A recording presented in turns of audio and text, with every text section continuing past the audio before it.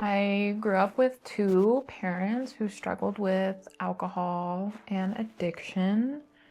And what's so weird about life is that for the first decade, at least, and then almost 20 years, you think everything is normal in your family. Until you start, broadening your horizon and being exposed to more, you think it's normal. And I grew up in a small family in a small town. And so it took me a long time to figure out that maybe things that I grew up with were not necessarily normal, And so I didn't have a lot of ways to articulate what I was dealing with. I dealt with so much anxiety when I was young and growing up, hypervigilance like crazy. I had a lot of deep shame and loneliness and fear. I was so afraid when I was young.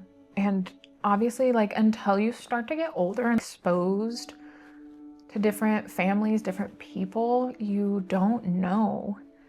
And so when I, got older and I started dating, I chose unavailable partners, like emotionally unavailable and really chaotic partners. I confused intensity for love, unless it was that toxic, yikes. I really didn't think that somebody was into me or that there was chemistry or connection there. And then I was an extreme people pleaser, so I didn't know how to even speak to my own wants. I didn't even know what wants or needs I had because I'd never been able to explore that. I had grown up learning that to not need anybody, to not count on anybody was how I got love, was to be self-sufficient, was to be quiet. And so I really struggled with boundaries in my adult relationships, friendships, everything at work. And I had a lot of fear of, at first I had fear of closeness. And I was codependent and wanted people close, but in a very surface level way. I had such a difficulty expressing my own needs, understanding my own needs. I had been able to turn off my pain tolerance in my body. I literally could not feel any pain. I didn't take medication after hip surgeries, after wisdom teeth removals, after oral surgeries with sutures, refused medication. And I was just so disconnected from my body. And it's just crazy to think that all of these different systems can be born from the environment that I was raised in. They often put us into roles, or, we can, each family, the dynamics, we can be put into roles. And growing up, I was, always told that I was naive or stupid or didn't know what I was talking about. And one of the best gifts that I could get after I lost my mom, which I'll show you.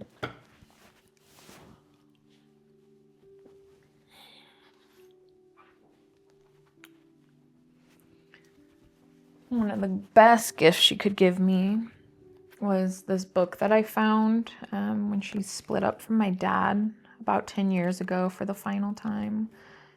Someone had given her this book, How to Escape a Bad Marriage, which is just a really nice self-help workbook. And I am shocked. I remember my mom showing it to me and I laughed at her because she was not the type to look at this stuff. And so when I snagged it from her condo when I was cleaning it, I was really, really proud that it had been filled out. There's this part in the workbook where it has, so it just talks about the different ways you put your family into roles, and it's pretty common in ACOA culture. There's a chemically dependent person. There's their enabler. There's the family hero and the scapegoat, the lost child, and the mascot.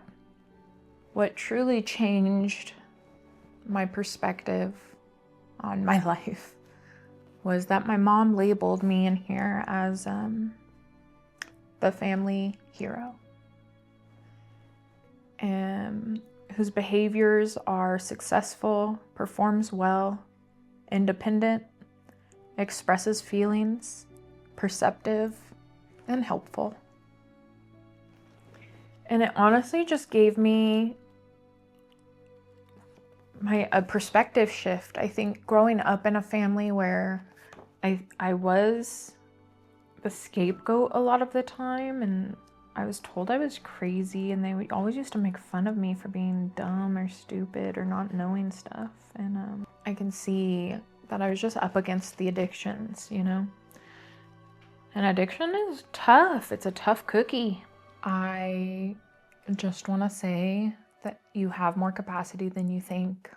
And understanding, you know, you can try and understand them. For me, learning and trying to understand them brought me peace. But understanding them has never and will never fix the little me who really needed her parents in a different way. I learned so much from losing my mom to her addiction that it was so much bigger than just me. I was just one person, just her daughter, and I could not have saved her from that. We and her are up against generational traumas, societal pressures, and family dynamics that were never a good environment to grow in. And I only appreciate my mom's ability to create some cracks in the foundation. And even though it was a lot for her, too much for her to hold, she was able to show those cracks and let some light in where I could really see what we were up against. And these systems are so much larger than just one person. It was never up to just my mom to try to break all of this. She did a really good job with what she could. And it's taken me a long time to get here, to feel that way about my mom. As far as my dad goes, I was no contact. My mom asked me to reconnect with him before I lost her, and I tried. I'm trying currently, and it's just too much.